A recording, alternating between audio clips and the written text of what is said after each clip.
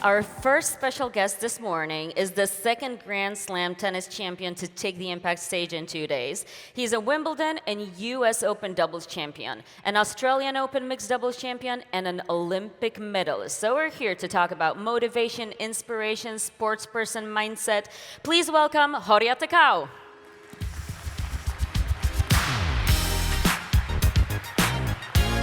Morning.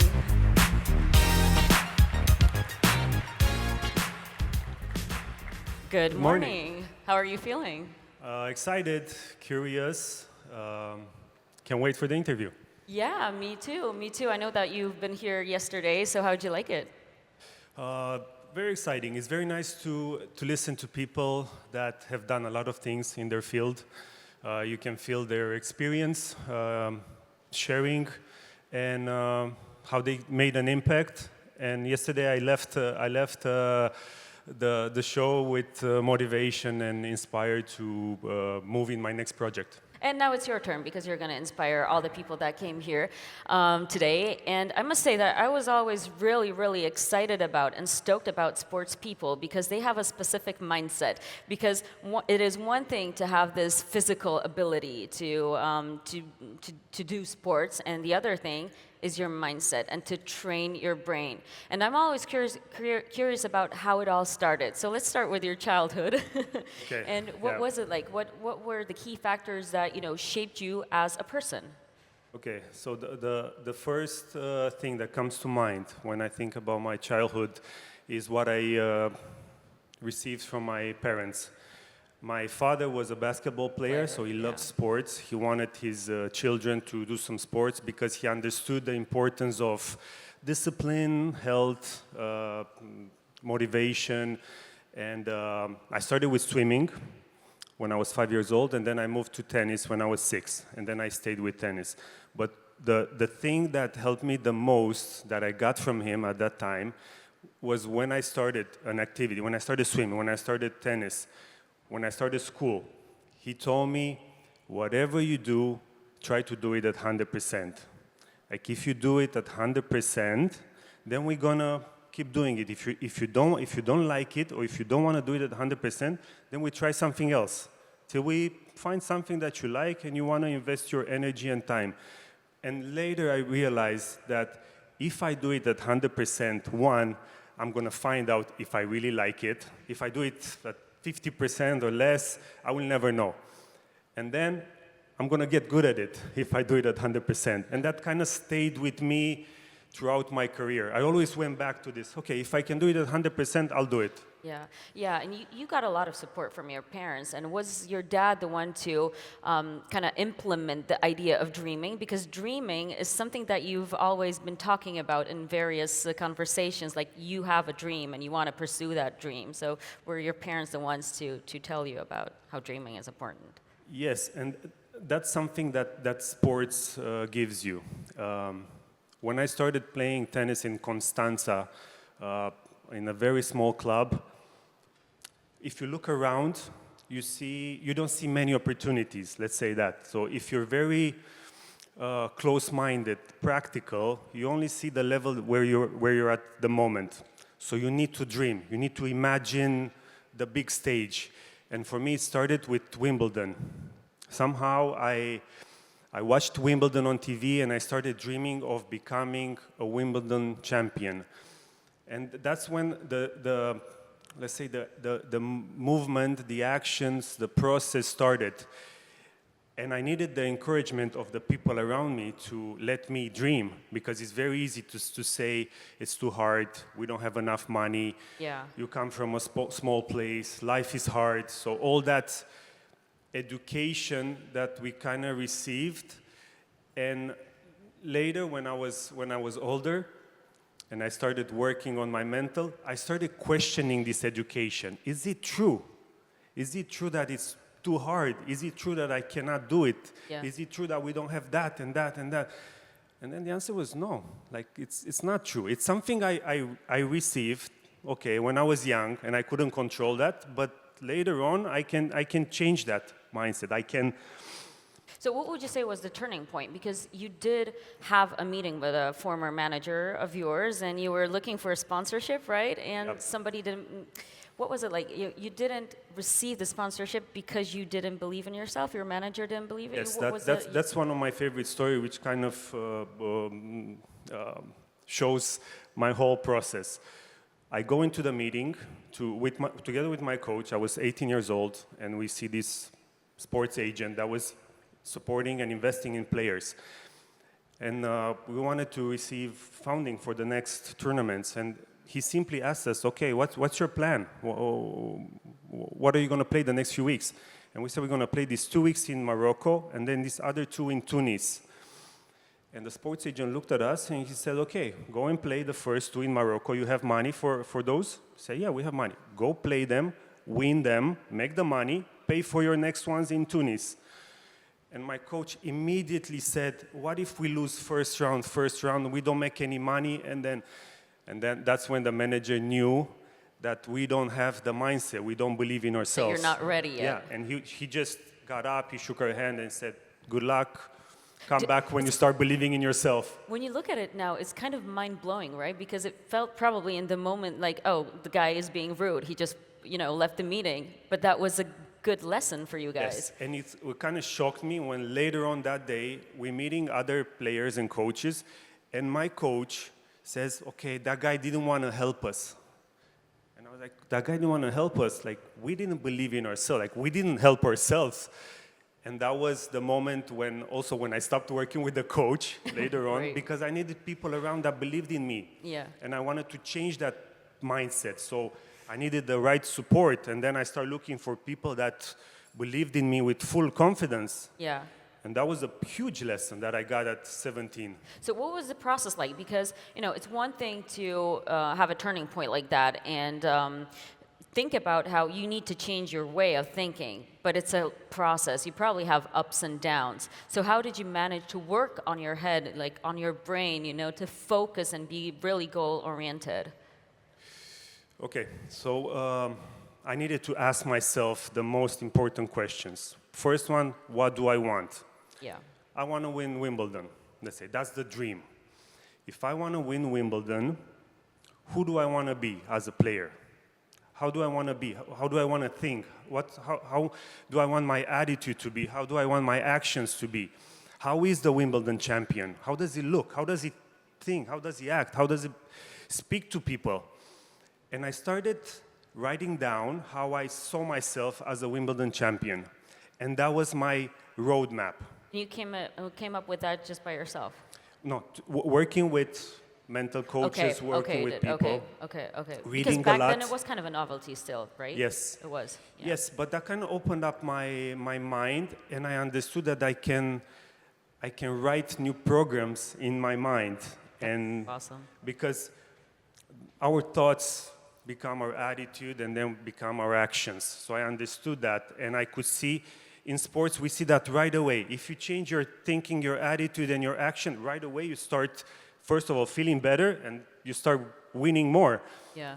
And when I understood that, I made a decision to follow that path. And that's another lesson that I kind of understood at that time. Like a Wimbledon champion. I wasn't even close to a Wimbledon champion. But I understood that a champion doesn't choose if today he does it or he doesn't, he just decides. Yeah. Like for me, it was a decision that I'm gonna play and live that way. It was just a decision. And following the decision, act on it, I would get to a point where I would see, okay, this works, this doesn't, I change or I do something else. But it was very, let's say, I was very determined and with a lot of conviction in my actions. So it's like they say, you are what you eat, but you are what you think as well, right? Exactly. And it's the power of visualization. You mentioned before that, you started visualizing Wimbledon. So you know what Muhammad Ali used to say that he visualized his winning, like his wins. So, and the very exact moment that he's going to win, whether it was through knockout or whatever else. So how do you work on that? What are the techniques, to focus on visualizing that much? And how much time did you spend on it? Well, for me, it was a way of living. It wasn't a job. It wasn't, I'm working today, I'm not. It's just a way of living because I enjoyed being that way. That's the truth. And I also, it helped to understand that I'm not gonna, let's say, the negative, the shadowing thought are not gonna disappear completely. Yeah. They will still show up. I'm just not paying attention to them anymore. I'm not giving them energy anymore because I chose a different path. Different path to think, to act, my attitude, and I would put all my attention, like a laser attention, to the thoughts and the attitude I wanted to grow and develop. So I accepted that maybe sometimes I'm getting my negative thoughts, but I'm just choosing this way. Yeah. And then it was a conscious decision to act upon it every day. And we get into situations where we challenge ourselves every day. And that's what I was doing and growing through it. So visualizing is one thing, working on your head, your brain, your thoughts is another thing. And then you got another thing, you need to be your own best friend in a world of pressure, because it's huge pressure, right? Because they love you one day, the other day when you lose, they hate you, right? So how to become your best friend? To follow up on the previous question, you also need to act on it. If there's one thing to have an idea of how I want to be, and then I need to follow up with a gesture, with action, to actually do something. You know, go do a lap, go call someone, go read a page, go do a breathing exercise, visualization, training. So otherwise it would just be an idea. And then this tennis life and sports life, working with coaches, you start understanding and you start being your own coach, because on the court you don't have the voices near you to coach you on the spot. So you have to learn to coach yourself, to be that internal dialogue, positive, constructive dialogue that will observe the situation, will make a decision based on already what you decided, that the way you want to play, the way you want to act, and then go and act. Yeah. So it would be a constant process of breathing, observing, correcting, action.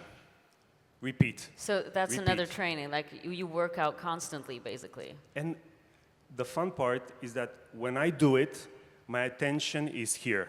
My attention is on my own thought, my own attitude, my own action. It's not outside. I don't care what people are saying, thinking outside. That's hard work as well, because it's not easy. I mean, everybody has this inclination to listen to what other people have to say, and it affects them, right? It's hard work to build resilience and block that. It has affected me if I gave them attention. But I don't give them attention. I keep my attention here. And I'm not saying that it doesn't happen. It happens. But I realize right away that maybe I feel tension, pressure, expectation, stress, and that's only based on an outside result. Yeah. When I feel that, I automatically know that my attention went outside and I need to come back inside. So does that hard work ever stop, or it's something that you need to work on like constantly every day? For me, it's the only work that matters. It's the only work that matters. So, and it's not really work when you do it for yourself and for you to be in a good state and share it. And there's many small instruments that help you be in that state, like breathing exercises that would help you stop the mind going to many places, being grateful for the things that you have. Practicing gratitude. Gratitude. When you're being grateful to what you have, you're not paying attention to what you don't have. So you put your attention on what you have. Appreciation. When you start appreciating people, things, places, the sun, a sunrise, nature, friends, a coffee, small things. When you appreciate things, you're not a critic anymore.